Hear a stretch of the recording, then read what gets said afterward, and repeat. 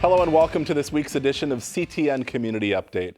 The cold temperatures of last week were joined by heavy snow this week as Coon Rapids dug out. CTN's Jennifer Anderson went to the ACDC food shelf in Anoka to find out what they need the most. And these are all larges, I think. During Kathy Schell's volunteer shift at ACDC Food Shelf in Anoka, Anywhere right here. she restocks the racks with donated clothes. And then go get some more and hang those up. She and her friend Linda Hoffman We want them to look nice. are regulars here. It's fun. I think it's fun. The small staff at ACBC is grateful for the volunteers that continue to show up, I mean, it was kind of a treacherous drive. despite the unforgiving winter conditions. We wouldn't be able to do this at all without the volunteers. We only have 5 employees in this whole organization. So if you think about 5 employees trying to serve 30 to 35,000 people in this community every year, it would literally be impossible. Between last week's polar vortex and this week's heavy snow, for the 35,000 people ACBC helps each year, the need is as great now as ever. With this weather, what we really need right now is good, warm clothing, clean, gently used, boots, kids sizes. Kids grow so fast, and keeping them warm in the winter is next to impossible, especially if you're on a limited income or if you just lost your job. You still need to make sure that your kids are safe. Back in the warehouse, And they should go fast. the volunteers will be ready. For CTN Update, Yeah, it's fun.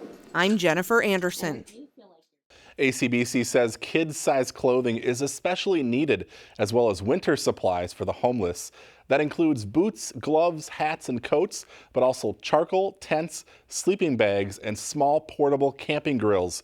Donations are accepted Monday and Wednesday from 9 to 11 a.m. or by appointment. You can find all the details at acbcfoodshelf.com. The Anoka School District is planning to beef up mental health services for students. Under the plan, 6 additional therapists would be added this school year, and a total of 8 would be added for the next school year. The estimated cost is $288,000, and funding would come from the Safe Schools levy. The increase in staffing would ensure that each school in District 11 has at least one mental health expert for students. Due to changing boundaries, 11 Anoka elementary schools will be getting new hours in the fall. Here in Coon Rapids, 4 elementary schools are affected. Eisenhower will start 35 minutes later, Hoover will start 25 minutes later, and Mississippi will start 10 minutes later. Hamilton, on the other hand, will start classes 20 minutes earlier. District officials say the changes are necessary to ensure students are transported safely and the school bus fleet is used efficiently. Construction on the final project in the park bond will take place this summer. On Tuesday evening, the City Council accepted plans and specifications for improvements to Lyons Coon Creek Park and authorized a solicitation of bids. The project will include playgrounds featuring a sky tower, rock wall, agility climbers, generation swing, and more, plus a basketball court, volleyball court, 3 picnic shelters, upgraded bathrooms, and a second parking lot. We're looking forward to bringing that back to you, having the whole package. We discussed it briefly in work session here a couple of weeks ago with the other components that go with this site plan, the playgrounds, the building enhancements, lighting and such. So all that will come back to you in March as a consolidated package. Construction is expected to start in the spring and be finished later this fall. During construction, the park will be closed, but there will still be access to the existing parking lot and the trail south of the creek. Get ready for year 2 of construction on Hanson Boulevard. Next week, work will start up again on the project that involves the construction of an overpass at the double railroad tracks to separate cars and pedestrians from train traffic. The initial work is related to relocating city utilities and will force some lane closures, but sometime in March, Hanson Boulevard will close in both directions and will remain closed until the end of October. The City Council introduced an ordinance this week that would establish a 6-month development moratorium on new self-storage facilities. In recent months, the Council approved plans for a new self-storage facility at 101st and Foley Boulevard and denied another project off Coon Rapids Boulevard.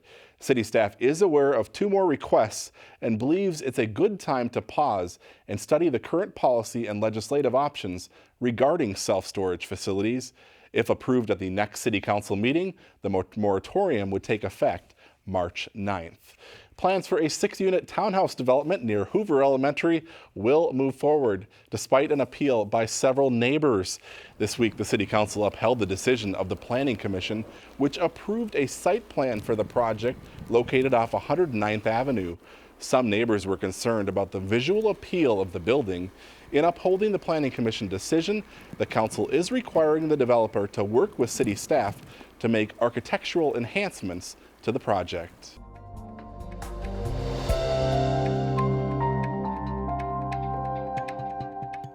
Millions of people in the U.S. undergo physical therapy each year, which means those services are in big demand. On this month's Business Spotlight, we check out Pro Therapy located on Springbrook Drive. I think what separates Pro Therapy from kind of other PT practices is that we're always going to be working with physical therapists and the client one-on-one. In terms of the types of injuries that we treat, we manage everything head to toe. So anything orthopedic related, whether you have a sprain, a strain, you're coming off of a trauma, or even a surgery for that matter, we're more than equipped to handle those types of patients. The first day you come in will primarily be evaluation. We'll kind of get a sense of where you're at, what your goals are, what your complaints are, and then we'll create a plan of care based off of that. Dr. Spar and I definitely like to use a lot of manual therapy, so that would include dry needling techniques. It would include cupping. We do joint work as well as far as trying to mobilize joints. And then kind of what we like to do is couple the manual stuff with specific exercise, so we can kind of get people out into the gym, show them how to properly use gym equipment. We can show them exercises to help specifically for the muscles that maybe they're tight in, they're weak in. The big thing at Pro Therapy that we want to help people with is giving them a very individualized program as far as exercises and treatments specific to them and how we can help people get back to their functional goals that they've set. I think being a small business in the healthcare world is actually of value because I think you can offer people a little bit more personalized touch and experience. We have 2 office locations. Our flagship location is in Northeast Minneapolis, and we also have a secondary location here in Coon Rapids. We tend to split our time between the 2 locations to make sure we meet the needs of our patients.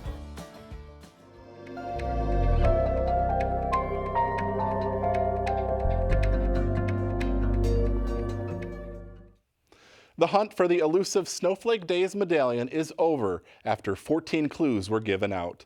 Early this morning, a photo was posted on the Snowflake Days website showing the winners with the medallion. It was found near the water plant across from Riverview Park, down in the marsh area, in some brush, under a birdhouse. So congratulations to Gracia Folkaringa, Jacob Folkaringa, and Jeremy Smith, who will get their prize this weekend. And it is the final weekend for Snowflake Days.